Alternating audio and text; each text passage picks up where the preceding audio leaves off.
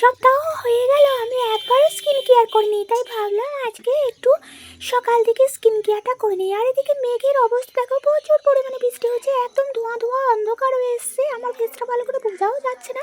আর আজকে আমি কি ইউজ করছি বলো তো দেখি।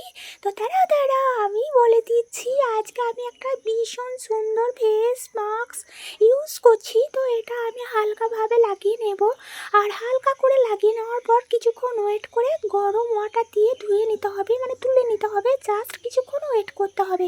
আর এটা ইউজ করলে কিন্তু পিগমেন্টেশন দূর হয়, গায়ে যদি কোনো রকম দাগ ছোপ থাকে সেটা কিন্তু রিমুভ হয়ে যাবে।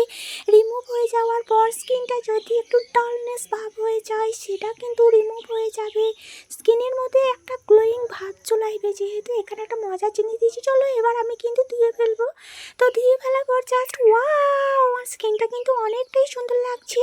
আর চলো এর মধ্যে নিয়ে নিয়েছি এখানে বেসন, চিনি, চা, আর এখানে হলুদ গুঁড়া, তার সাথে এখানে কফি, আর তার সাথে স্পেশাল জিনিস সেটা হচ্ছে রোজ ওয়াটার। বেশ এবার লাগিয়ে নিলাম।